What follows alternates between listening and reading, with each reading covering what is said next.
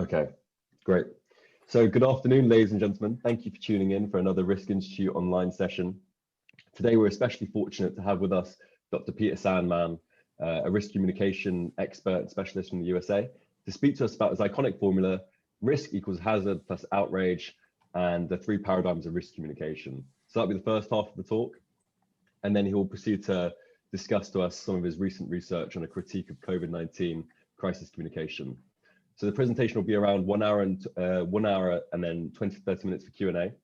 Please can you make sure that you have your mics muted and leave any questions in the chat or virtually raise your hand after the session, and I'll select them, the questions on behalf of Dr. Sandman.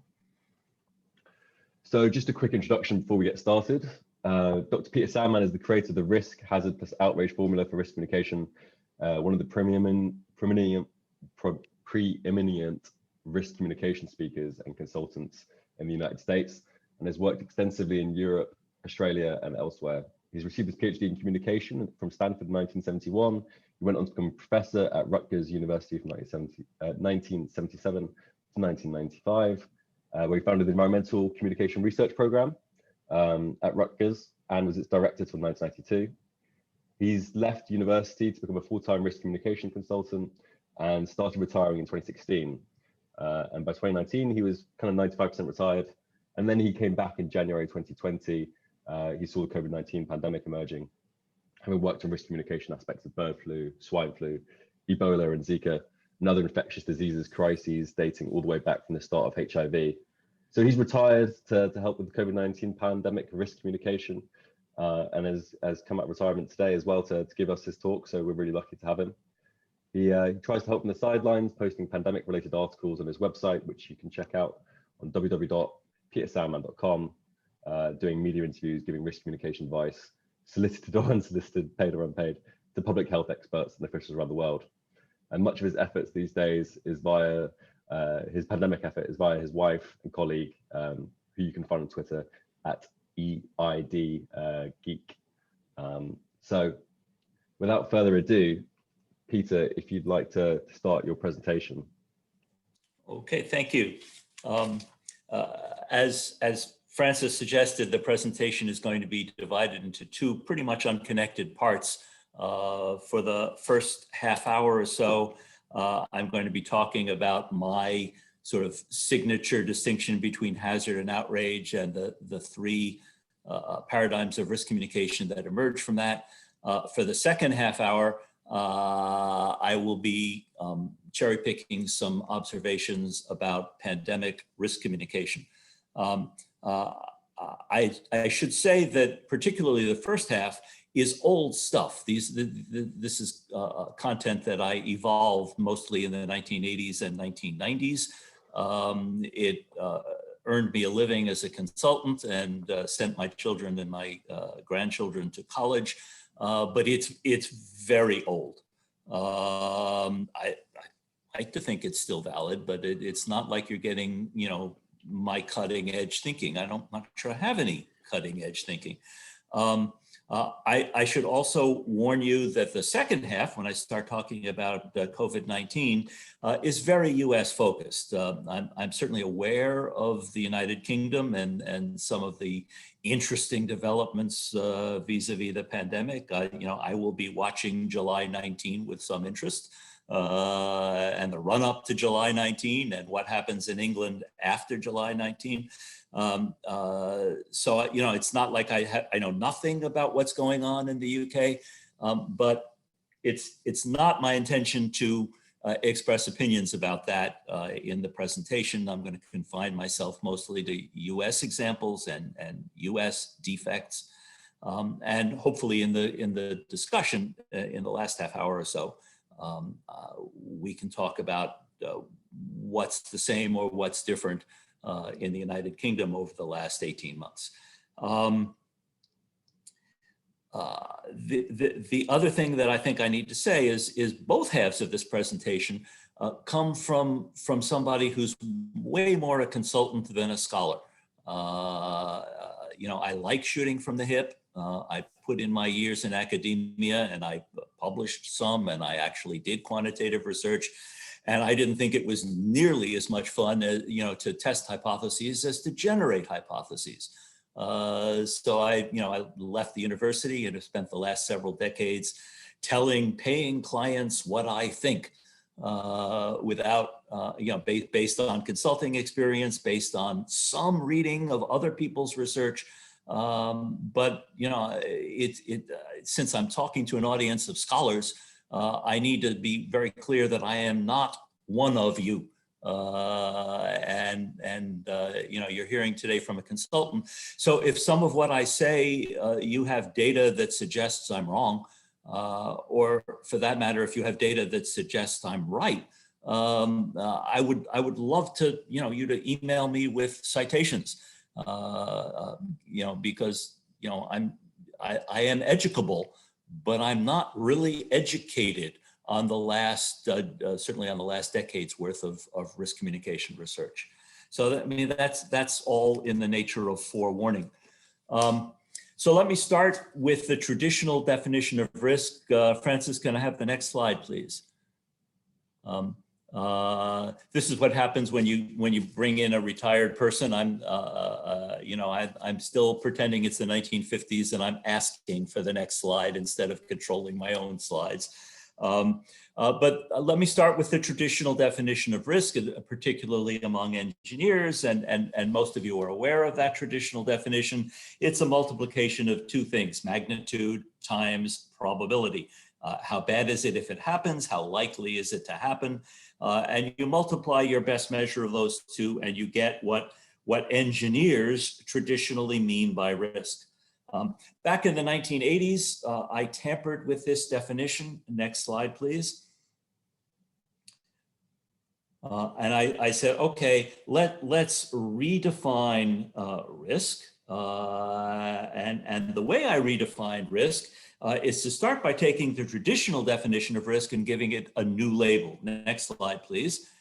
I said, all right, let's call what technical people define as risk, let's call that hazard. And then I said, let's take what the public considers risk, next slide, please, and call that outrage. And I need to pause to say that, I picked the word outrage in the 1980s, and I'm stuck with it now.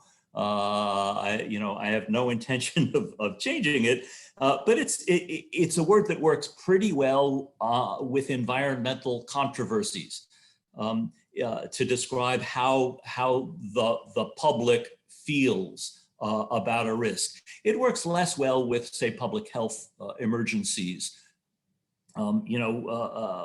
Where fear is a bigger component and anger is a smaller component. Outrage doesn't seem to be quite the right word. But by outrage, I certainly mean fear and its wimpy cousin concern. I mean anger. I mean any kind of, misery, any kind of emotional component of the risk. And all of that is what I mean by outrage. And so putting these two terms together, I coined the formula that is my signature formula. Oh, Francis, you're anticipating properly. I said, properly considered, risk is equal to hazard plus outrage. Now, technical people hate two things about this formula, typically. They hate the fact that I consider outrage at all, because they want to say risk is hazard, period. And they hate the plus sign. I spent years giving presentations to engineers who would murmur, that's what happens when you let a humanities major write a formula. So I came up with the formula down at the bottom. Risk is a function of hazard and outrage because techies like that much better than my very untechnical use of the plus sign. Now, there are a few things before I go on that I want to point out about this formula. First of all, it is grounded in the very low correlation between what I'm calling hazard and what I'm calling outrage. That is the very low correlation between how dangerous the experts think a risk is and how upset some public is getting about that risk. That correlation hovers in the vicinity of 0.2. according to several studies decades ago. Accounting, as all of you probably know, you square the correlation coefficient to get the percentage of variance accounted for, a glorious 4% of the variance. So there's practically no relationship between hazard and outrage. There is, however, quite a high relationship, quite a high correlation between perceived hazard and outrage. That correlation, according to at least one study, is around 0.7. Accounting for about half the variance. So it's a good, robust correlation. And of course, anytime you have a high correlation, the question you ask, if you're, any kind of scientist at all, is what's the direction of the causality? And in this case, then looking at the correlation between outrage and perceived hazard, the question we're asking is, are people upset because they think the risk is dangerous? Or do people think the risk is dangerous because they're upset? Now, that's an important question. If they're upset because they think the risk is dangerous, the solution is to convince them that it's not dangerous, assuming that you think it's a small hazard. If, on the other hand, they think it's dangerous because they're upset, the solution is to stop upsetting them. So if you're gonna manage this relationship, you have to know its causal structure. You don't want to be in the embarrassing situation of trying to manipulate an effect in order to influence the cause. That's not good engineering, and it's not good science either. My IMAP just closed my connection. That's no good. We can still hear you and see you. You can still hear me, but I can't see my slides anymore. I have no idea why my IMAP closed my connection. That's never happened before. Let's see if I can get it back. There we go. Okay, if it does it again, I'll get it back again. No problem. Okay, so basically we've got this very low correlation between hazard and outrage, very high correlation between outrage and hazard perception. And it turns out if you look at that high correlation, the outrage is mostly cause, the hazard perception is mostly effect. It's a cycle. There are arrows in both directions. But for the most part, people are not upset because they think the risk is dangerous. It's much more the case that people think the risk is dangerous because they're upset. The same is true in the opposite direction. It's not mostly the case that people are calm because they think the risk is small. It's much more the case that people think the risk is small because they're calm. Outrage is the engine of hazard perception. Hazard perception is not the engine of outrage. And actual hazard isn't the engine of either one. Hazard is important, obviously, for its own sake. I'm not suggesting it doesn't matter whether you're killing people, but it has very little effect on hazard perception and very little effect on outrage. It's important off in a corner, but hazard perception and outrage are yoked at the hip, with hazard perception mostly the effect and outrage mostly the cause. So based on that, would you like me to change the slide? No, I'm about to ask you to change the slide. Okay. You're Apologies. doing just fine. Based on that, what I want to do is graph hazard against outrage. And now we can have the next slide, Francis. And I want to look at the relationship between hazard and outrage and derive what I consider, or what I have defined as the three paradigms of risk communication. And let's start in the lower right-hand corner. Next slide, please. With risks that are high hazard, low outrage. And that's the venue of the paradigm that I have called precaution advocacy. People are insufficiently upset about a genuinely serious risk. So the paradigm is watch out, do something. take precautions or demand precautions if you're an activist trying to get people to demand precautions, or tolerate precautions if you're a government agency trying to get people to live with the precautions you're imposing on them. So all of that is in the venue of precaution advocacy, where in your best judgment, the hazard is serious. People are not taking it seriously enough. Next slide, please. And the very essence of precaution advocacy is reflected in this arrow. The most fundamental principle of precaution advocacy is to try to increase the outrage. And that's not for the fun of it. It's because you understand the causal structure I just talked about. You're trying to increase the outrage in order to increase the hazard perception, in order to increase people's willingness to take precautions or demand precautions. I don't believe my IMAP did it again. Take precautions or demand precautions or tolerate precautions. So I'm coming back again. Okay. Someday I'll have to figure out why it's doing that. It's never done it before, but it only takes me 30 seconds to fix it.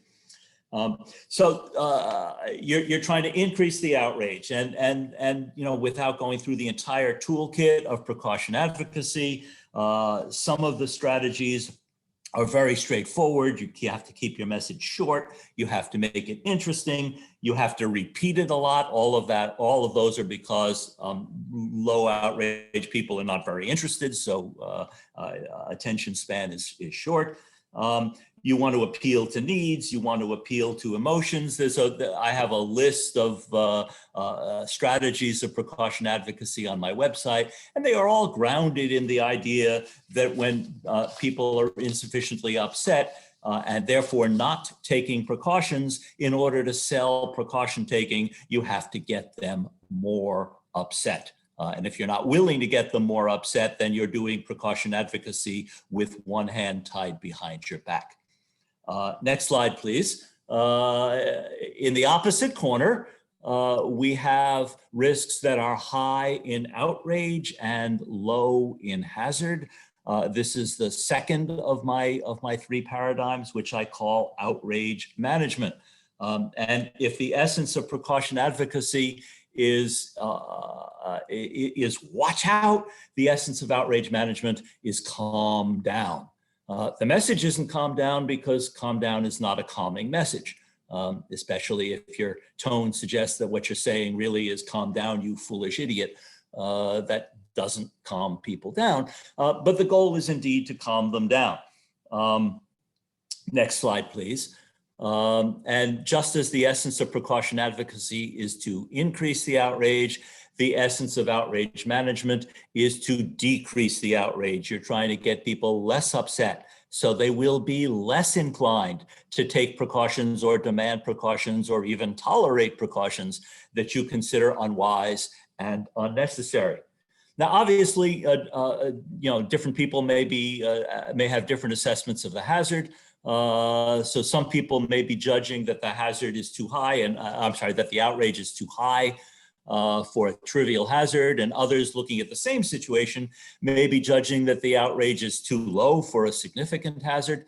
So you may be doing precaution advocacy while an activist is doing, while a company is doing outrage management, or you may be doing outrage management while an activist is doing precaution advocacy.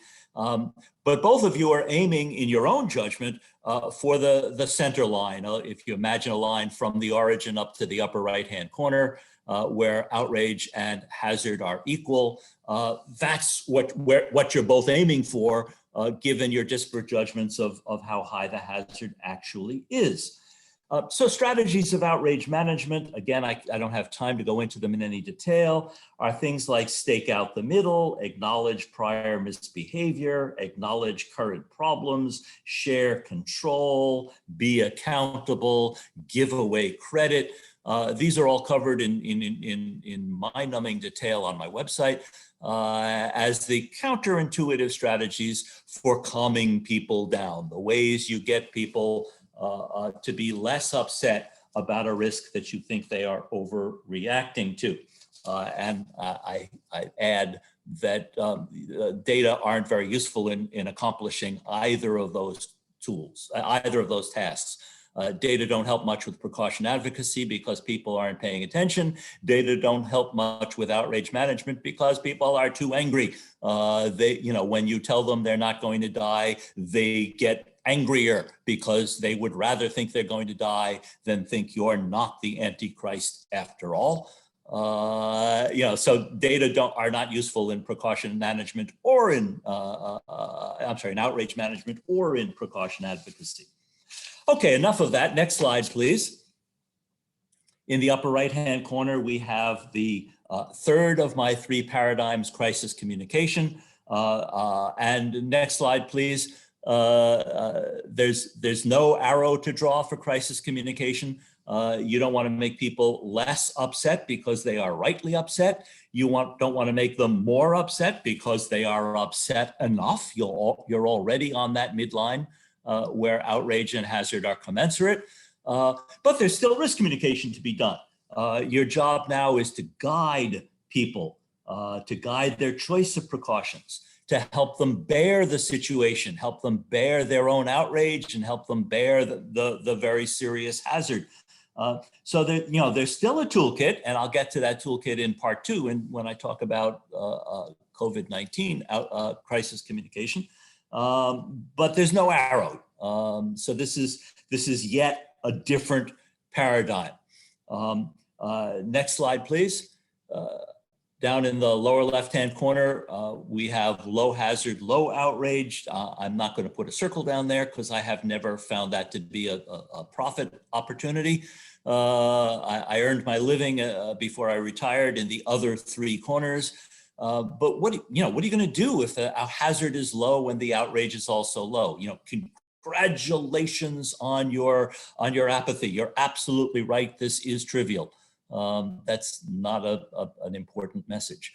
So I think there's no risk communication to be done in the low hazard, low outrage corner. If you're there permanently, if you're there temporarily, that's another story. You may anticipate that the hazard is coming, or that the outrage is coming, or that they are both coming, and therefore do pre-precaution advocacy or pre-outrage management or pre-crisis communication. But if you're permanently in the lower left-hand corner, there is no risk communication to be done. Next slide, please. In the middle of the graph, we have what I call the sweet spot. And this is not one of my risk communication paradigms, but it could have been. This is essentially the paradigm of public participation. People are interested, but not freaking out. The hazard is serious, but not urgent. Everybody can relax and talk.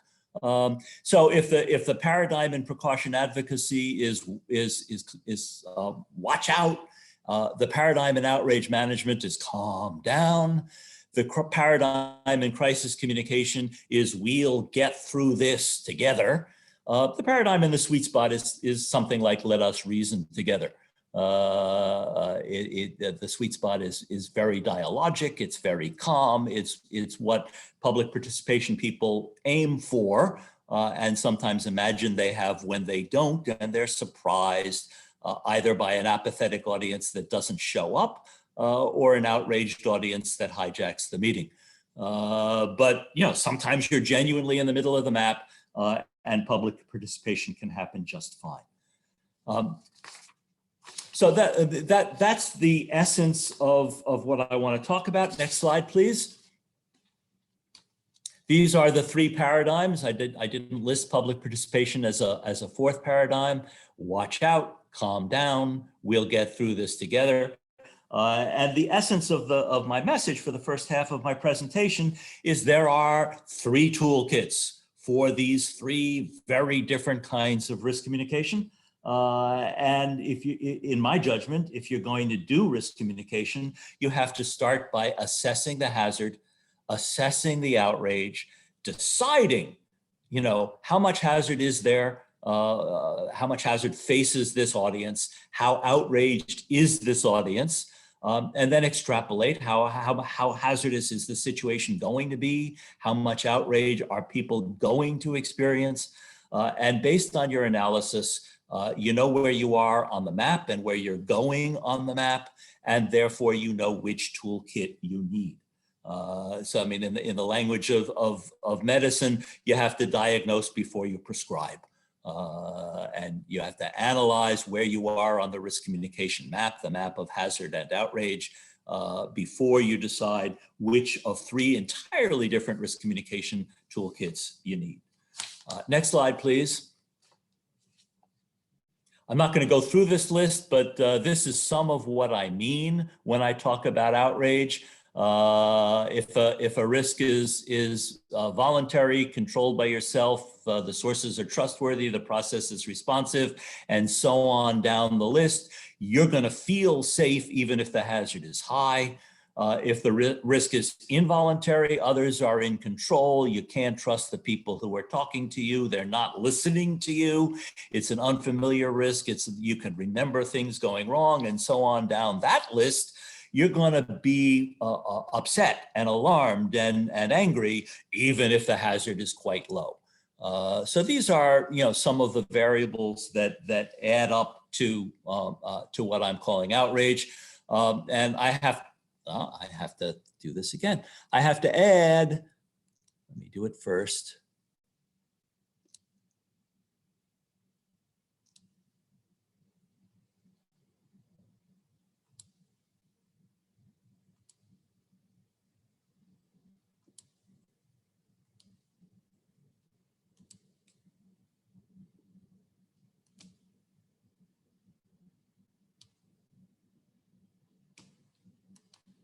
There we go. Thank you. I apologize for the fact that my computer is misbehaving. I have to add that, we have lists of outrage components and we have pretty decent measures for them.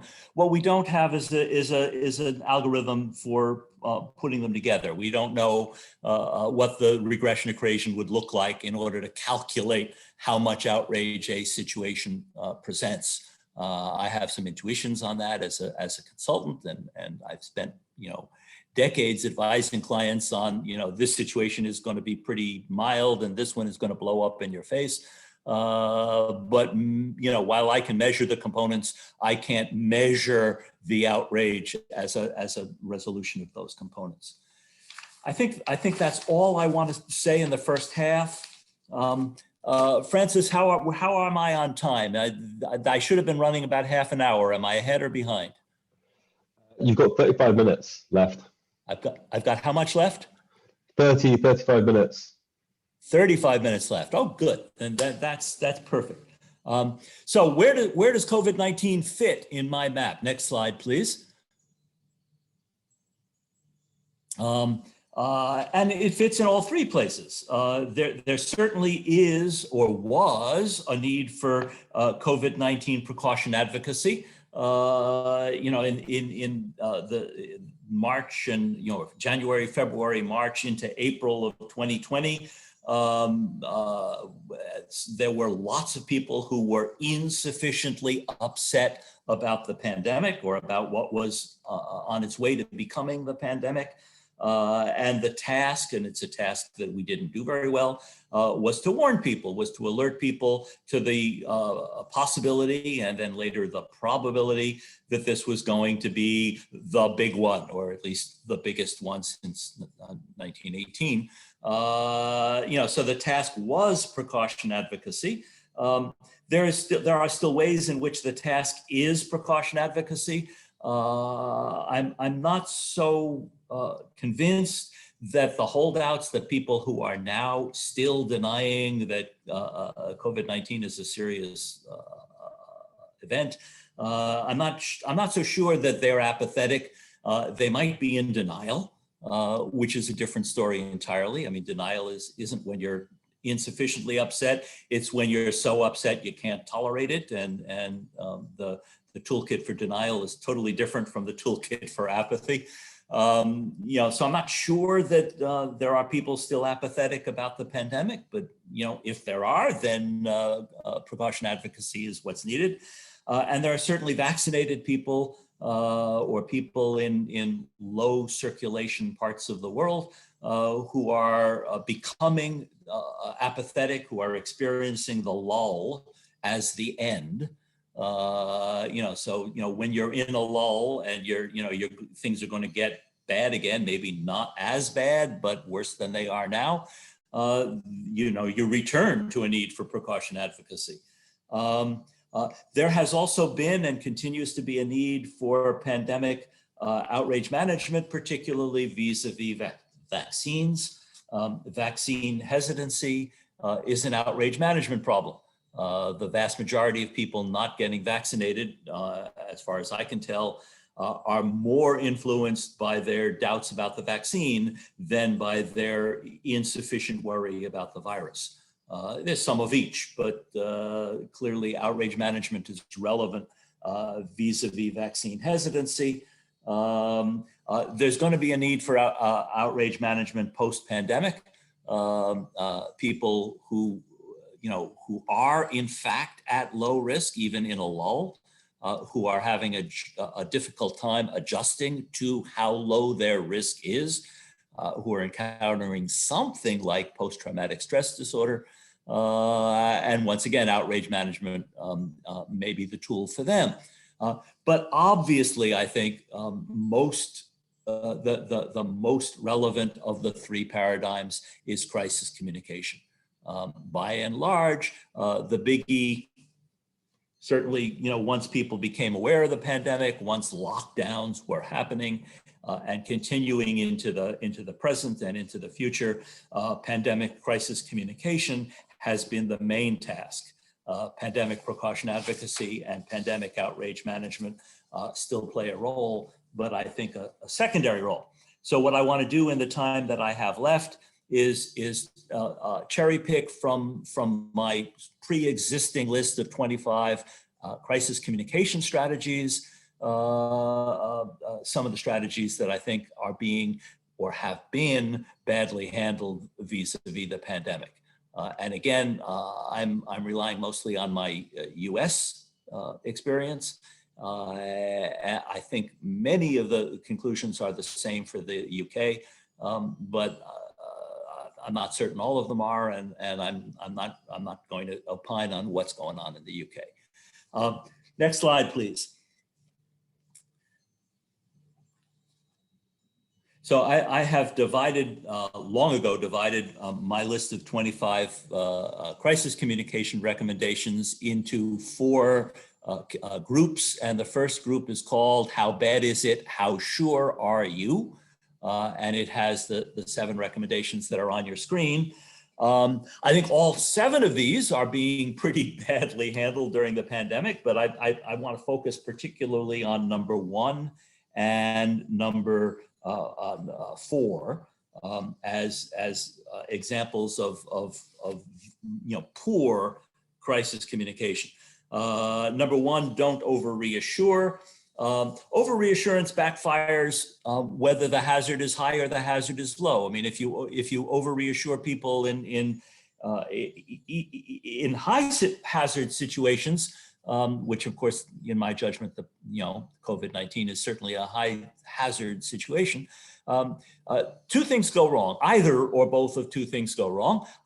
Either they believe you and they don't take precautions, or they don't believe you and they take the wrong precautions and don't trust your guidance thereafter. So either way, you lose.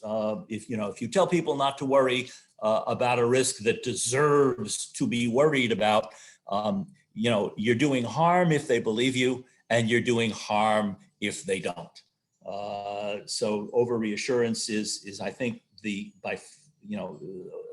certainly one of the most common, maybe the most common crisis communication mistake that is made. And it's a weird thing. I mean, I've spent my career, or much of my career, with public health agencies that routinely advise people about risks that they're not taking seriously enough. I mean, precaution advocacy is the dominant stock in trade of public health. They're endlessly telling people to take precautions they're not taking. And then along comes a crisis and people are taking precautions. They're doing what public health people have been urging them to do forever. Finally, you've got the teachable moment. Finally, they're listening to you. Finally, they're taking the risk seriously. And public health freaks out and tells people to calm down. And I find it perplexing, but I'm used to it by now. That the tendency to over reassure in a crisis, even on the part of people who have been warning that this crisis is going to come someday, and finally the crisis comes and they over reassure.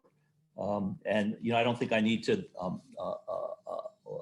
go beyond what I've already said, but I think the ways in which in the early months of the pandemic, officials were over reassuring, I think is too obvious to belabor. So let me skip to number 4, acknowledging uncertainty.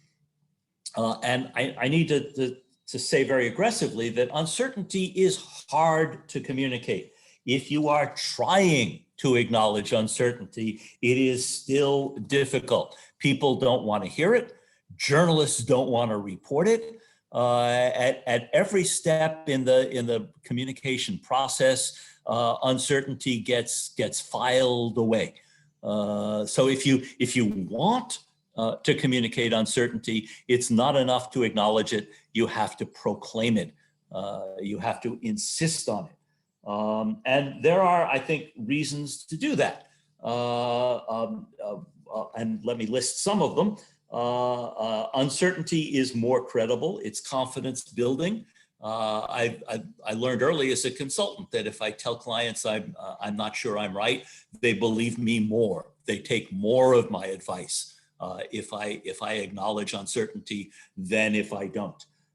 So it builds credibility. Acknowledging uncertainty is more sustainable. If you change your mind, the fact that you weren't sure in the first place makes it easier for you to be willing to acknowledge that you were wrong and change your policy. And it makes it easier for the public to accept the change. So overconfidence makes it harder to change and harder for the change to be accepted. I think acknowledging uncertainty is less divisive. Assuming that there is disagreement, and this shades into number 6, acknowledging opinion diversity. If there are people, even other experts, who don't agree with you, dueling PhDs, one expert is confident that it's X, and another expert is confident that it's Y. And either they're being snarky and nasty about each other, or they're ignoring each other and pretending this is my opinion is the only opinion. And we saw both of those patterns often in the pandemic. And the far preferable pattern is to say, look, this is what I think, and I'll tell you the evidence about why I think this is the case. But I know experts, who think something different, and I know that, they have evidence too. And, I can talk about why I think they're wrong and I'm right, but, we don't know who's right. And there are opinions besides mine, and I am not certain I am right. That kind of, respectful acknowledgement of opinion diversity and acknowledgement of uncertainty is, I think, demonstrably the kind of risk communication that works best in a crisis. It is, however, the kind that officials and experts are least likely to do in a crisis. And again, this is a little perplexing to me in principle, although I've gotten used to it. Experts are endlessly writing that further research is needed. They're endlessly writing in their articles for peers that they are not sure. And, my study has the following 9 reasons why you shouldn't trust it. That's not usually exactly how they phrase that, but here are the problems with my my study that might undermine its credibility. And within the expert field, there's this strong need to acknowledge uncertainty and to acknowledge opinion diversity. And then suddenly there's a crisis, and you're talking to the public, and you're talking to a frightened public. When the need to acknowledge uncertainty and opinion diversity is highest, the tendency to claim certainty and pretend everybody is on the same page is strongest. So it's very common in a crisis to get number 4 and number 6 as well as number 1 wrong, and I think we got them wrong during COVID-19. We're still getting them wrong. There are, vis-a-vis whether we should go back to school or not, whether kids should go back to school or not, vis-a-vis whether non-pharmaceutical interventions work well, vis-a-vis whether, the list goes on and on and on. Virtually every demonstrably debatable issue about which pandemic policy had to be made, experts were reluctant to acknowledge uncertainty and reluctant to acknowledge opinion diversity. And much of the loss in credibility that has been documented, certainly documented in the US vis-a-vis CDC, where trust and credibility has slid badly. But I think credibility of science, credibility of experts, credibility of public health officials has taken a hit in this pandemic. And in my judgment, it has taken a hit largely because of number 1, that is over reassurance, number 4, reluctance to acknowledge uncertainty, and number 6, reluctance to acknowledge that other experts have opinions different from your own. So let me go on, next slide, please, to the part 2, coping with the emotional side of the crisis. I'll focus particularly, I'll focus at least a little on number 10, don't forget emotions other than fear. I do think fear is paramount in a pandemic and has been paramount in COVID-19. And for the most part, officials, if they paid attention to emotion at all, the emotion they paid attention to is fear. They have responded wrong to fear. They have tended to say, "Don't be afraid." This gets me to number 8. There's been a strong tendency to overdiagnose panic and claim people are panicking when they're just taking precautions.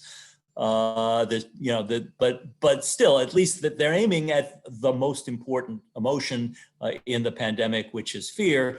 But I think they're neglecting another emotion that is maybe as important or nearly as important, and that's misery. And the distinction between fear and misery matters because while fear is provoking precautions, misery is provoking people not to take precautions. And if you're miserable, locked up in your home, you're miserable not seeing your grandchildren, not seeing your friends, not going to the pub, whatever it is about the pandemic that's making you miserable. And there are the experts and the officials talking to your fear of the virus, but not talking much to your misery about the pandemic precautions. And if you're not addressing the misery of the last year and the misery of the current situations, you're not addressing the emotional side of the crisis. So I think, although fear is obviously super important, I think misery is also important. I also want to emphasize number 12, to legitimize people's fears. It's never a good idea to tell people not to be afraid. I have to mention the head of the World Health Organization, Mr. Tedros, who endlessly evokes the mantra, facts, not fear. And I think he's wrong on both words. Facts turn out to be not terribly important in managing the pandemic. I mean, you need facts to set the policy, but convincing people to endorse the policy and obey the policy is not highly dependent on the facts you tell them. And fear is far more your ally than your enemy. Tedros, I think, is just dead wrong in thinking. I mean, he has said several times that the virus is a bigger enemy. Fear is a bigger enemy than the virus. He said that a bunch of times. Fear is a bigger enemy than the virus. If only that were true. If only all we had to do is calm people down and everything would be okay. And I'm pretty convinced that the virus is a bigger enemy than fear. In fact, I don't think fear is an enemy at all. I think fear is an ally. We need to legitimize people's fear and harness people's fear as a way of mobilizing their willingness to take precautions. And that's all I want to say about the second category. Next slide, please. Part 3 is involving the public. And on the whole, I think the officials and experts have done a pretty good job of involving the public. We've certainly done a good job of offering people things to do. We have told them things to do, and I think perhaps that raises an issue vis-a-vis number 17. That there's been a tendency in the pandemic, as I think there usually is in a crisis, to make, for officials to make everything either required or forbidden. And between required and forbidden is the venue of voluntary. And if I had been advising officials and experts in the pandemic, I would have had more voluntary precautions. Not people are doing voluntary precautions anyway, but experts are not often recommending them. That is, what's optimal in a crisis is to provide an X, a Y, and a Z. X is the minimum we recommend. At least do X, even if you think we're overreacting. Do X, but please at least do X. Y is our real recommendation. We would rather you did Y than X. Y is more hassle than X. It's more protective than X. It's what we think the situation at the moment calls for. If you're trying to do what we recommend, you'll do Y.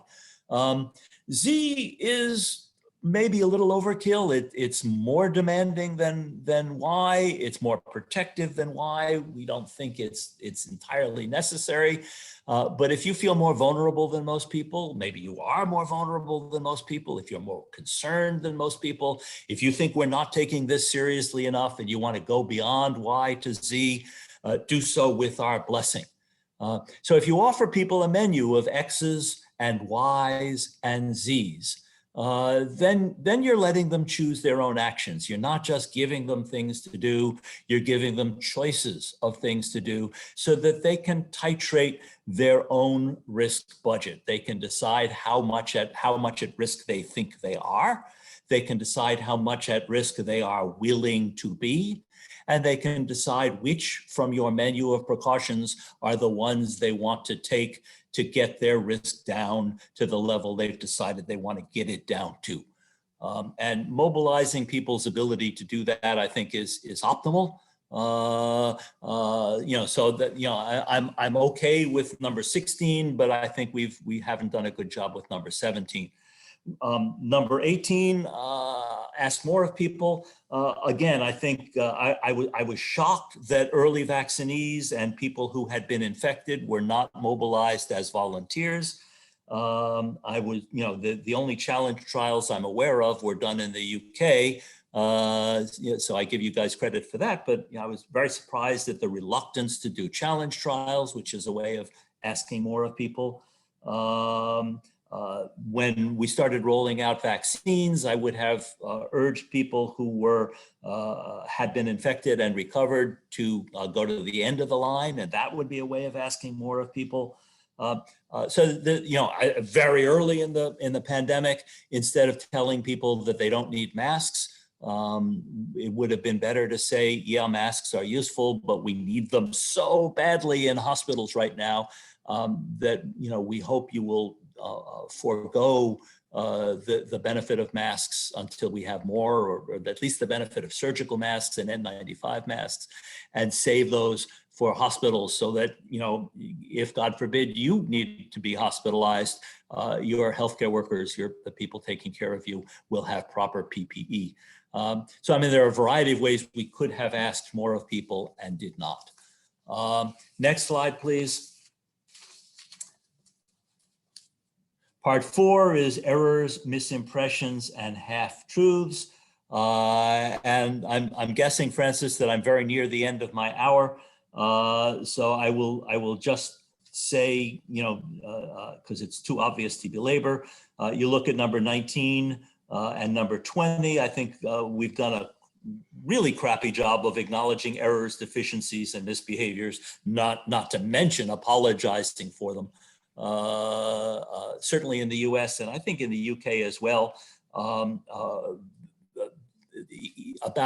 officials have sometimes corrected their errors, deficiencies, and misbehaviors, but rarely acknowledged them.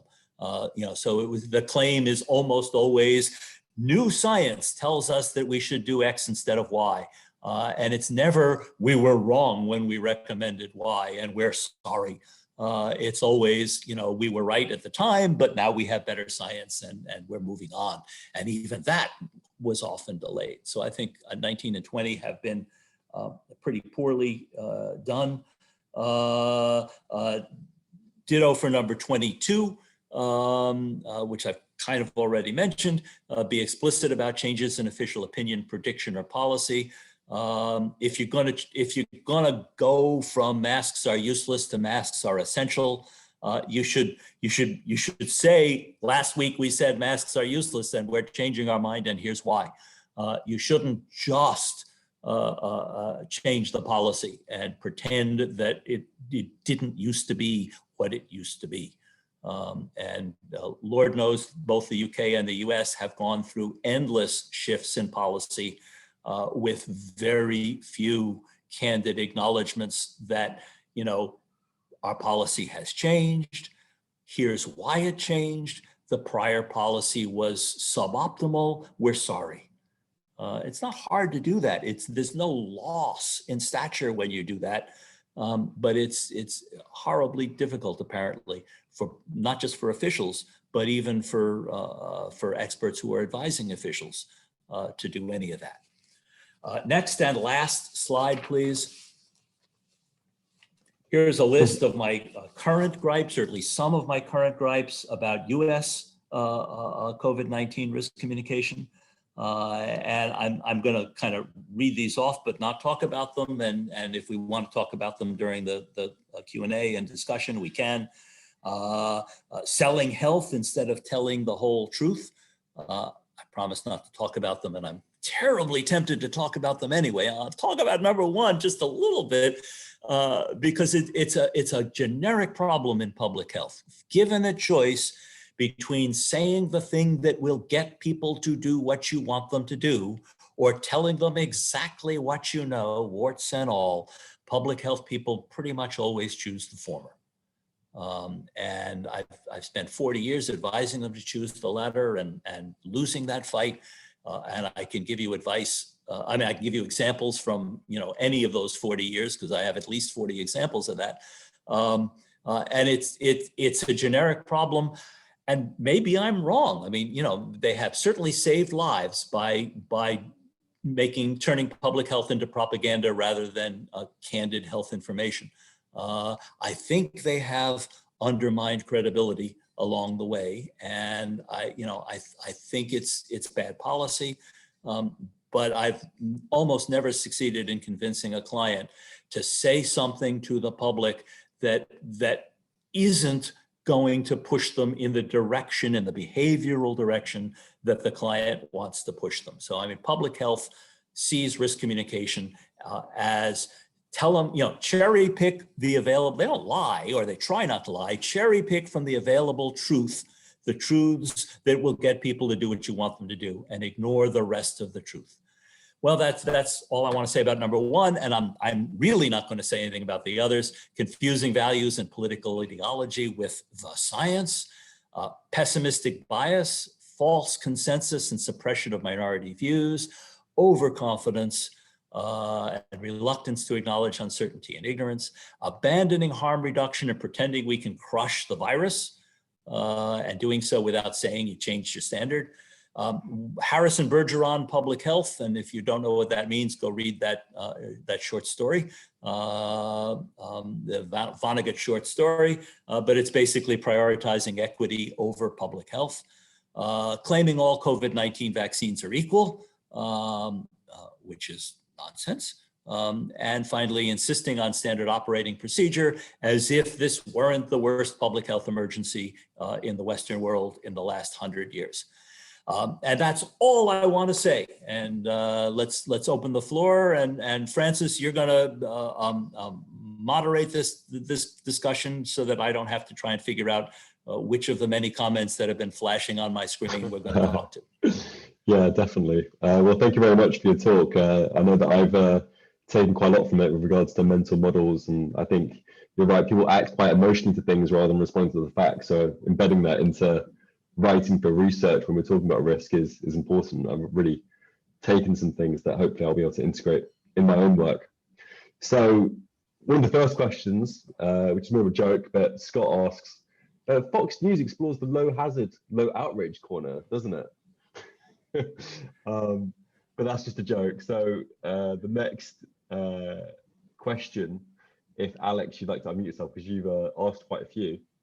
Yeah, I've been kind of flooding the chat there with questions. I guess a lot of them are just kind of thoughts, but condensing it down, I guess the most important question I've got there is like, what is effective risk communication? Is effective risk communication a communication that gets the recipients to perceive risk in the same way as you? But it sounds like from what you've been saying at the end that you disagree with that, and I would disagree. I don't think that's sufficient for risk communication to be effective. But it seems like that's kind of it's the problem you run into, because effective risk communication requires a large degree of honesty and openness about errors and misgivings and things. And I can imagine a lot of places are very, very, very reluctant to actually engage with that. I'm going to take a middle position. I have for decades taken a middle position between the two extremes, but let me define the two extremes first. I mean, the first extreme is tell people everything you know, see your job as informing them, period. The opposite extreme is tell them whatever will get them to do what you want them to do. And between those two extremes is what I consider a position that's both sustainable and useful. And that is try to reproduce in your audience the level of outrage that you are experiencing and that you consider justified. So it isn't telling them everything you know, it's telling them everything that will get them to see the risk the way you see it. But that's not the same thing as telling them whatever will get them to do what you want them to do, even if you know it's crap. So I mean that's the middle ground that I have, for years endorsed. I do think that risk communication is not just risk education. It's not just teaching them. It does have a behavioral payoff, but on the other hand, it's not propaganda, and it has to be sustainable, and it has to be compatible with long-term credibility. And that means not lying, but it also means not cherry picking which information to give people and which information to deny them. So in the middle between those two, it seems to me, is trying to get to that midpoint on my map, where their as upset about the risk as you are and as you consider it desirable to be.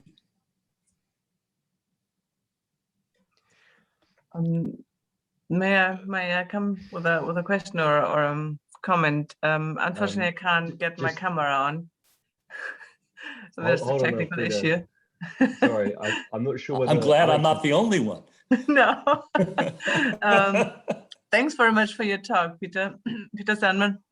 I'm experiencing at the moment or exploring older people's experience during the pandemic in UK, and I interviewed 33 participants, and many of them that they are so scared of the news and what the Prime Minister said that they don't watch the news anymore. So I was just thinking your recommendations of informing the public and whatever it's necessary to outrage them to take especially precautionary.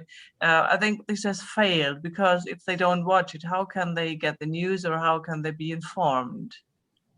And I just want to hear. Go ahead, I'm sorry. No, I just want to hear your opinion about it.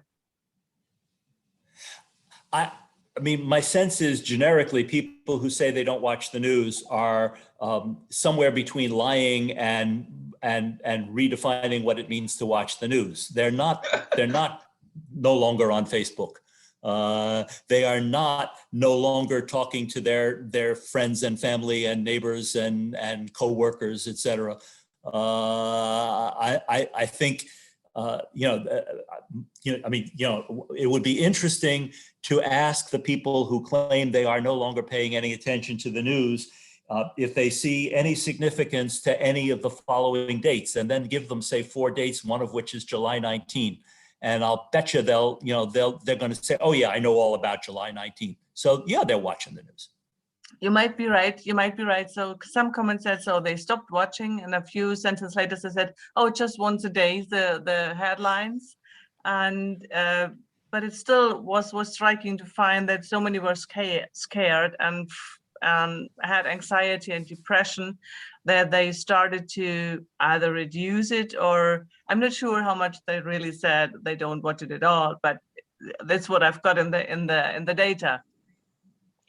Yeah, no, I mean, so, what's stunning about the UK to me, as you know, in the last, particularly in the last week, is there has been explicit disagreement about a very fundamental question. You know, given how thoroughly we have vaccinated our people, and given how serious the Delta variant is, you know, as we look at those two new situations, you know, we are newly highly vaccinated and we are newly facing a much more transmissible variant.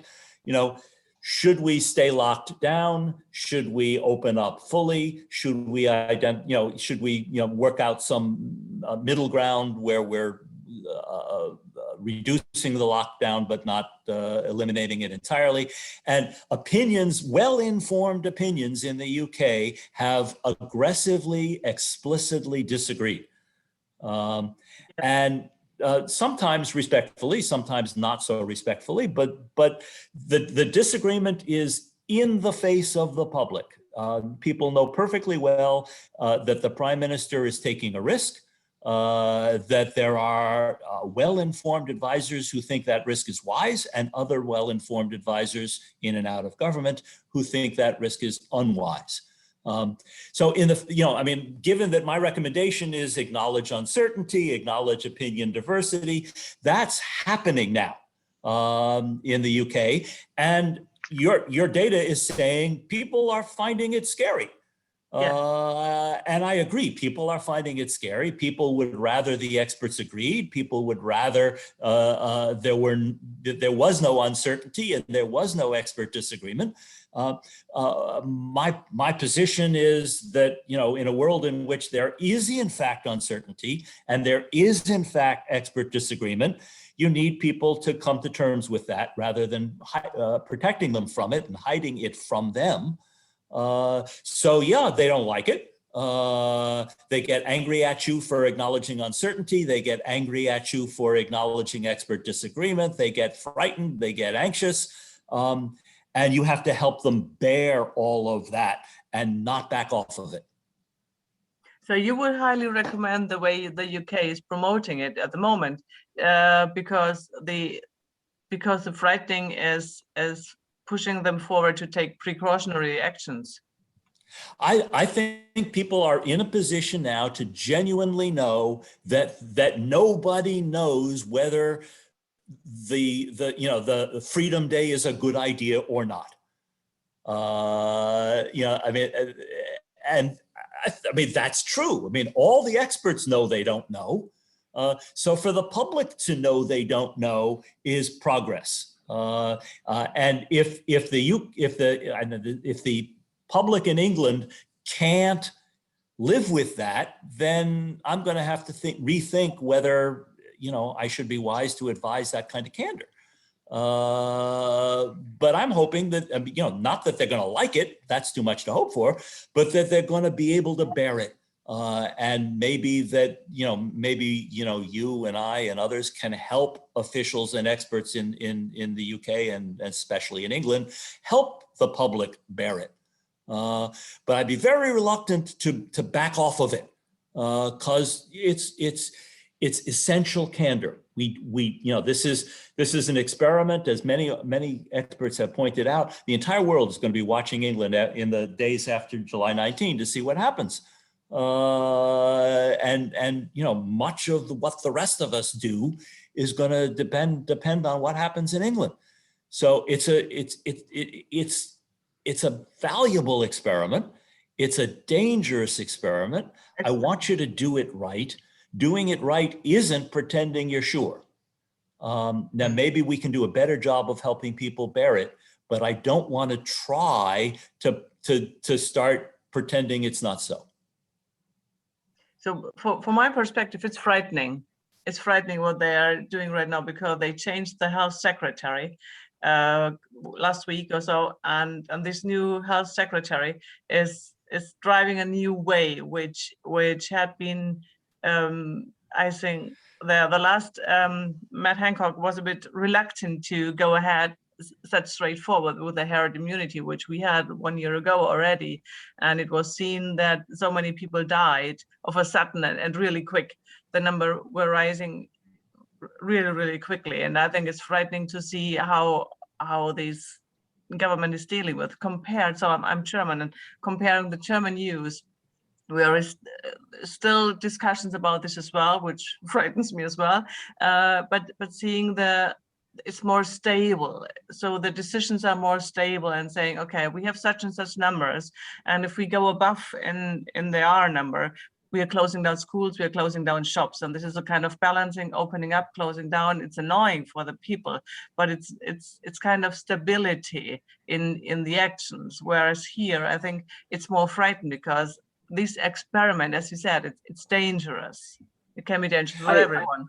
I think though that people, at least people that I speak to, they know it's an experiment, and they know that nobody knows the answer until you try it, but they buy into the hypothesis that actually, if you don't do it and you don't try it, then you're never going to do it and you're never going to try it. There is always going to be a reason not to open.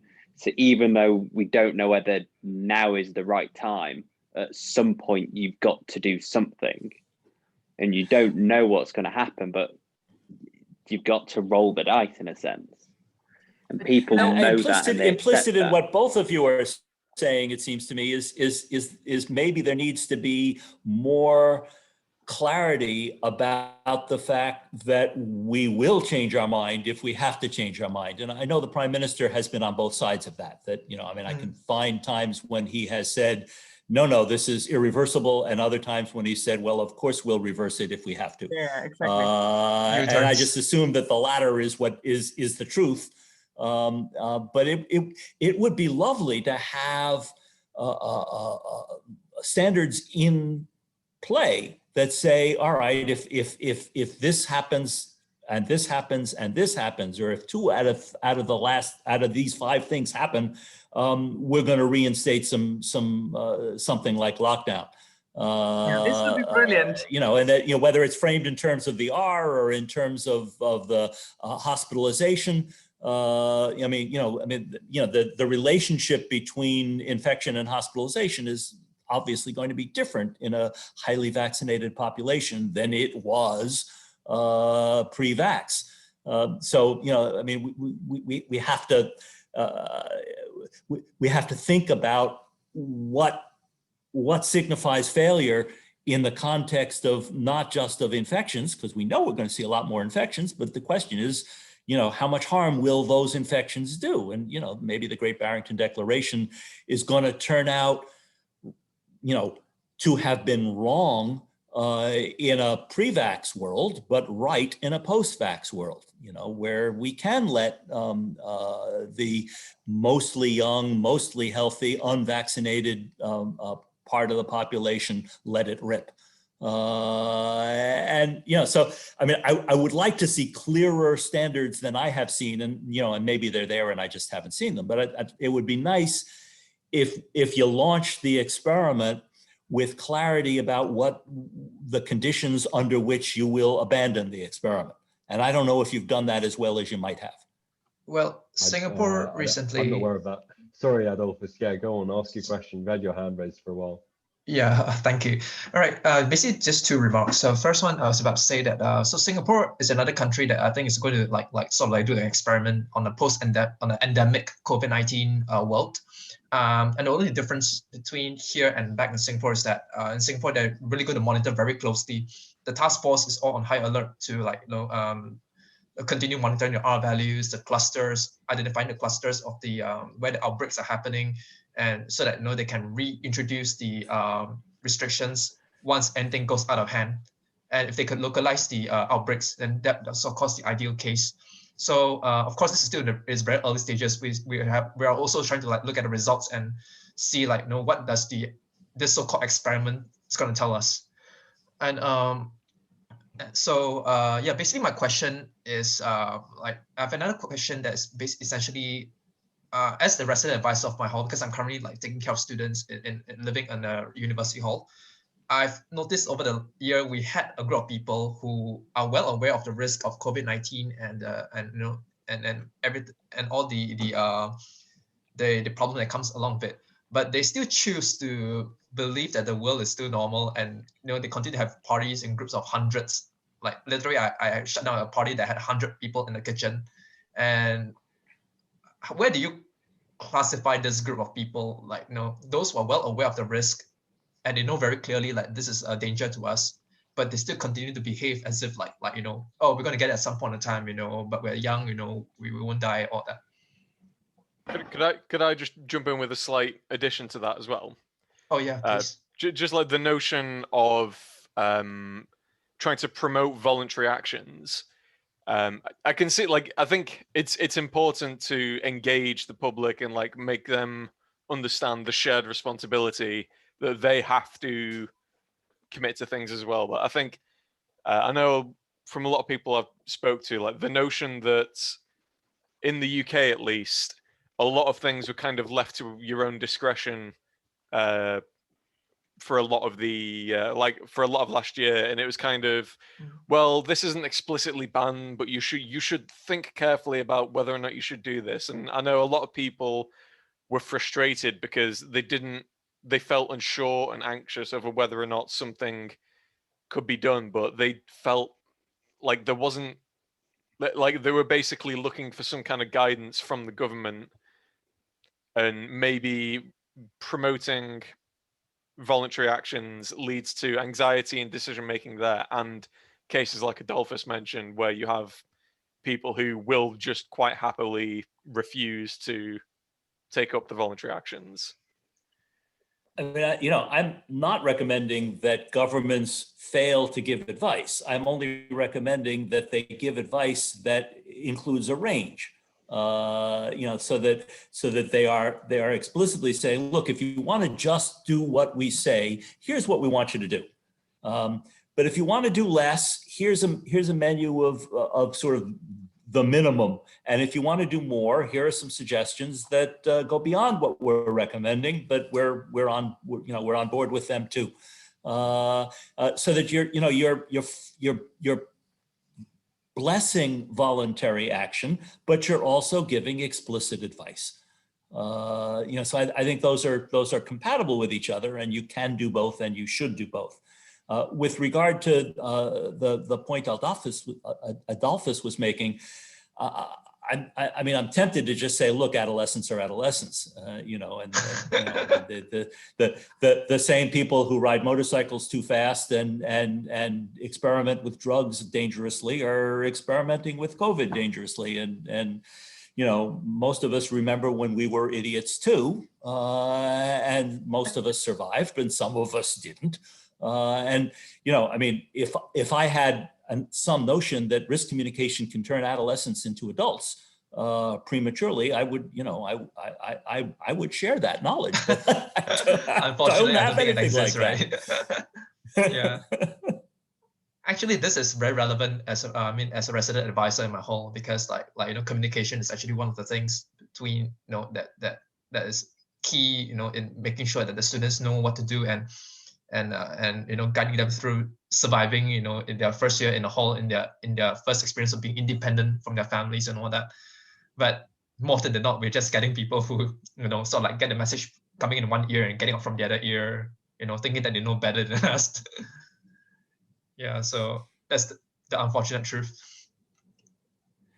Yeah, and I mean, lots of universities have experimented with varieties of voluntary versus coercive standards, and I don't know in detail what they have learned about what works and what doesn't, but my sense is they've learned that nothing works, and there are responsible students and they will behave responsibly. There are irresponsible students and they will behave irresponsibly.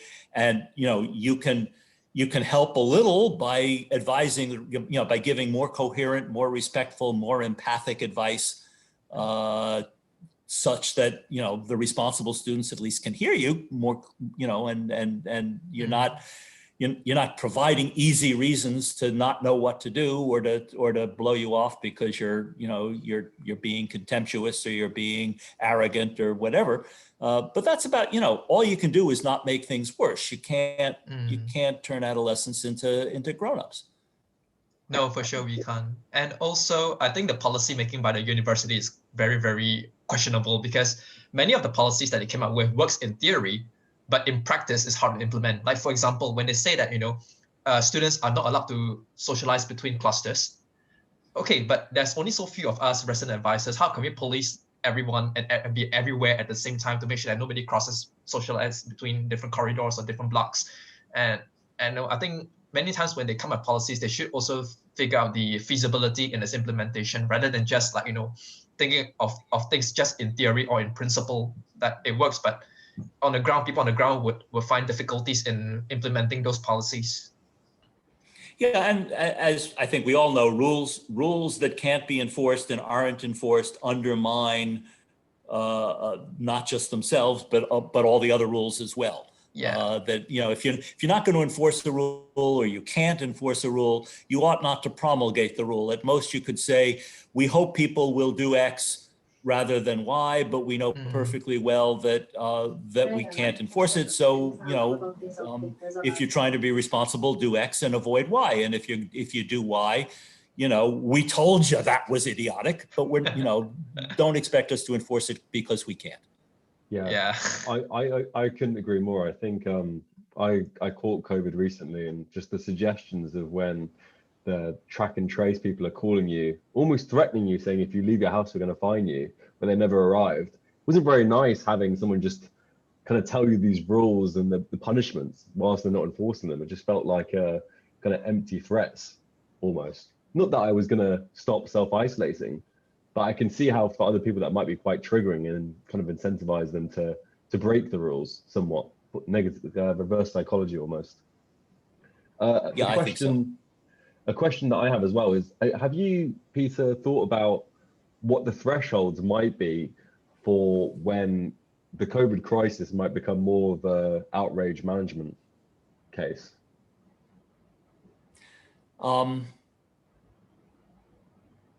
Did my audio just go off? No, No, it didn't. Okay. You're still here. You can still hear me. Okay. I think I'm now on the computer instead of on my AirPods, but that's all right. I'm sorry. Would you ask the question again? I was thinking about whether I could be heard. Of course. So my question was, have you thought about, from your perspective, when you think or what the thresholds might be for COVID becoming less of a crisis communication case and become more of an outrage management, where people are more trying to are basically living in fear of something that actually isn't much of a hazard out anymore?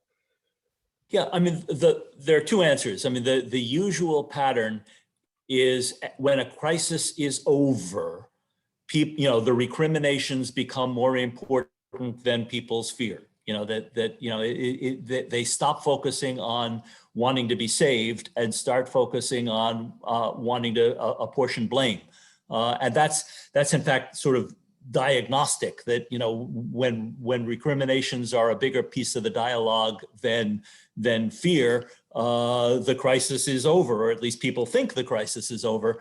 And that, if they're right that the crisis is over, the task becomes outrage management. If they're wrong that the crisis is over, the task becomes precaution advocacy. But either way, when they start being more interested in blame than they are in their own risk, they think the crisis is over. So that's one answer.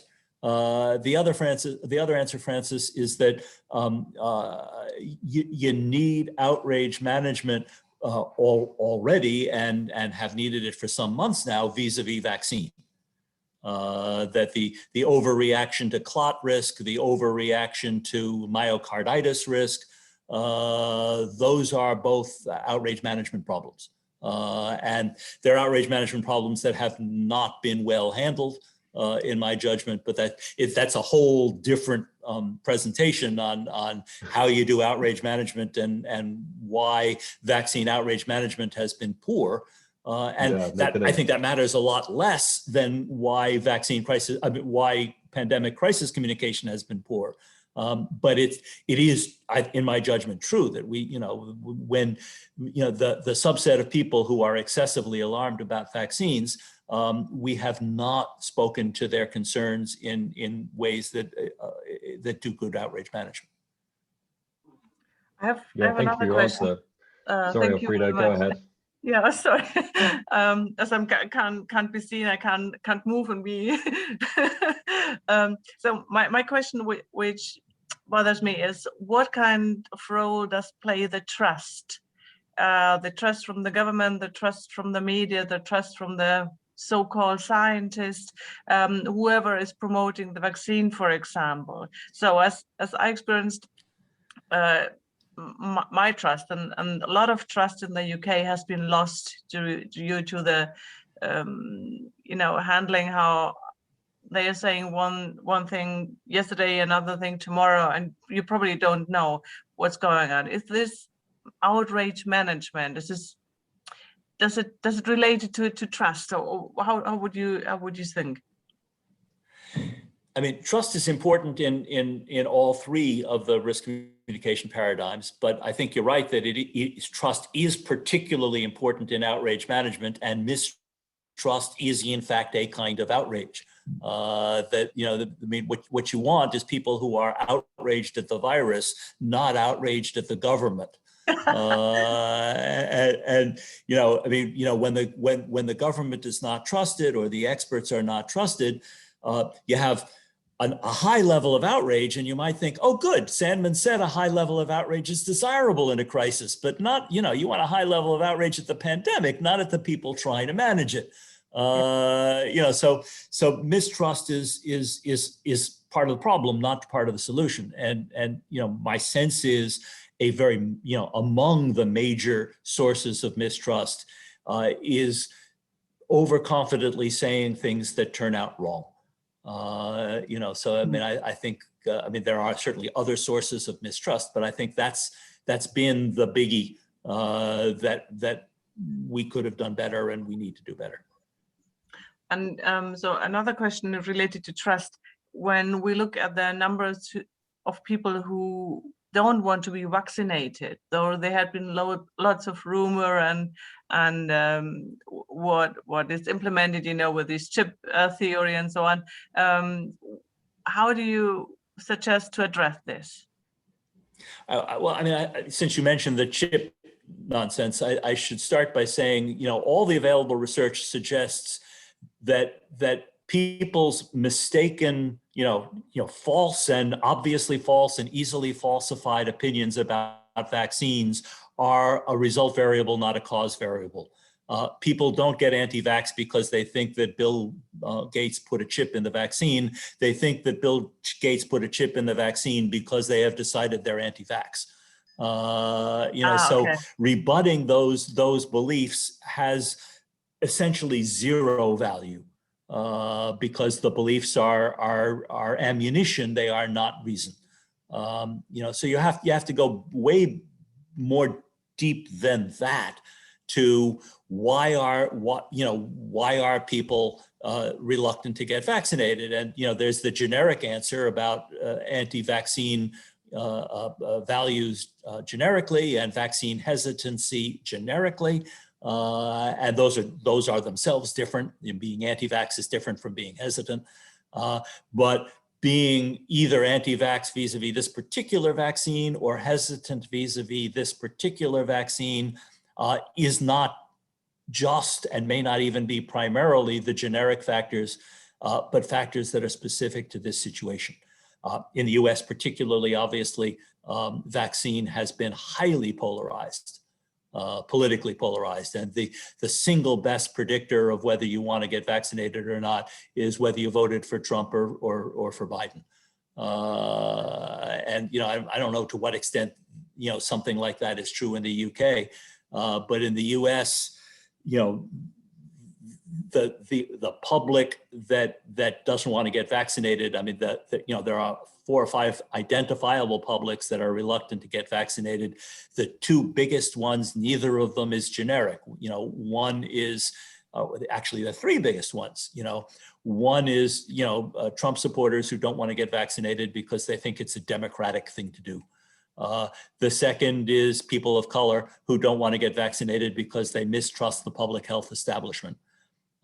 And the third is young people who don't want to get vaccinated because they think they're immune to the virus anyway. And they think it's not something they need to worry about.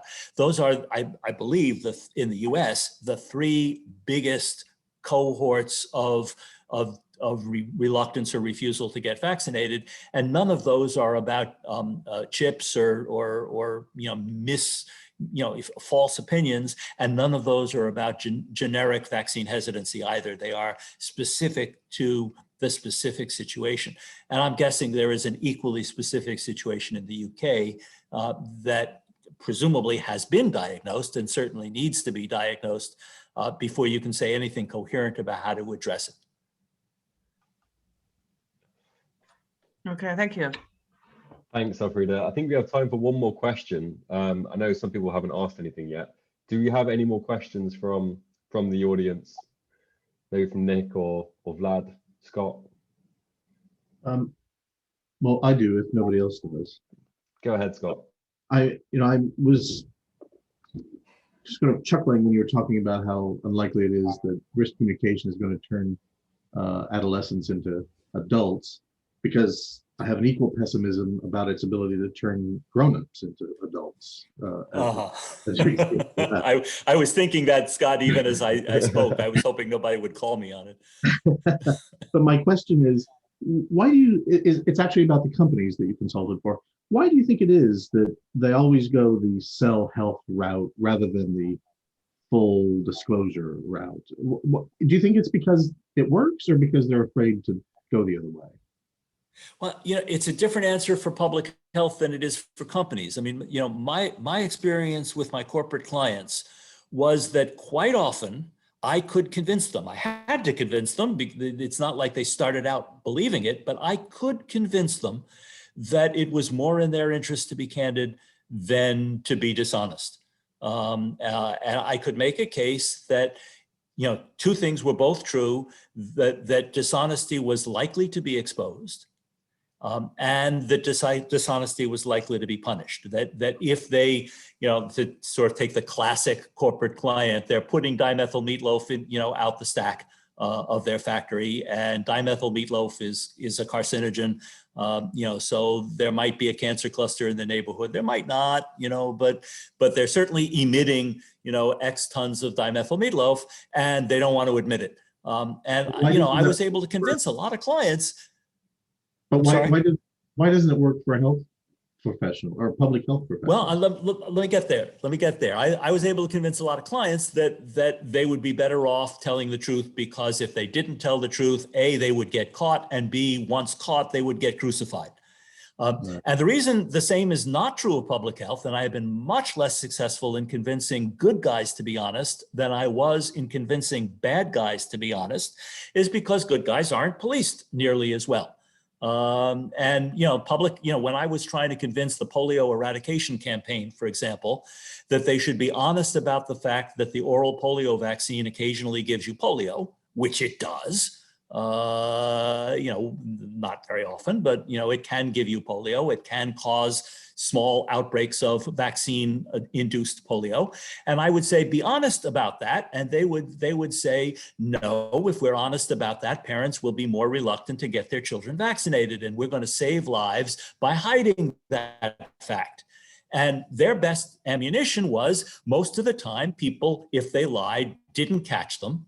And when people caught them, they didn't punish them much. You can't win journalistic prizes by exposing public health dishonesty the way you win journalism prizes by exposing corporate dishonesty. And when public health dishonesty is exposed, the public doesn't say, oh my God, this is horrible. The public says, oh, well, they were trying, they're altruists. Environmentalists are allowed to lie, and so are public health officials allowed, if not to lie, that's an overstatement, at least allowed to exaggerate, to cherry pick, to mislead in ways that get corporations crucified. So it is my judgment that in the long haul, it is unwise for public health people to do it too. But I have much less evidence that public health dishonesty backfires than I have that corporate dishonesty backfires. And I was much less successful over 40 years in convincing public health clients to be honest than I was in convincing corporate clients to be honest. Yeah, that's exactly my experience too. We worked for the Electric Power Research Institute, and they were always incredibly scrupulous. But when we worked for EPA, they would say anything. It was shocking. It was truly shocking. There it is. You said it in 2 sentences. It took me 3 paragraphs. Well, but I never understood why. But I think you're right. It's the policing, and also that they sort of get out of jail free card because everybody knows their heart's in the right place, I guess, in a sense. Yeah, I think that's right. Okay, well, let's wrap up because it's reached 4:30. So let's thank our speaker again. Thank you very much, Dr. Peter Sandman, for your talk. It was incredibly inspiring. Loads of mental models there and kind of guidelines that I think will be incredibly useful. I know you said it was dated and not cutting edge, but I still think it's extremely relevant today. And you've really kind of listed out things that I still feel like haven't been executed even now. So clearly, it's still cutting edge, at least in my opinion, and I'm sure in many other people's as well. So thank you again, and stay in touch. I think if anyone wants to check out your work, they can find you on www.peterpsandman.com. Correct? Correct. And yeah, if you have any last words, then hopefully stay in touch and we'll follow your work closely. Absolutely. I have one thing I want to say at the end that I also said at the beginning. I am not a scholar. I gave that up because consulting was, for me, more fun. If you have access to scholarship, your own or someone else's, that either confirms or disconfirms some of what I said, I would love if you would send me citations or copies of studies. I don't have the self-discipline to keep up with the literature, but I'm willing to keep up with the literature that's about me. So if you know of studies that reflect on the kinds of things that I've been saying, I would love to hear from you. Okay, great. Well, I'll pass on your email to anyone that has any queries, questions, or anything they'd like to share with you or get your advice on. Yeah, it was great to have you. Thank you so much again. Thank you My very pleasure. much. Thank you so much, Professor Peter. Thank you very much. My pleasure. Thank you. Thanks. I'll be uploading the talk onto YouTube if anyone would like to share it more widely. Okay. Thank you. Have a great day.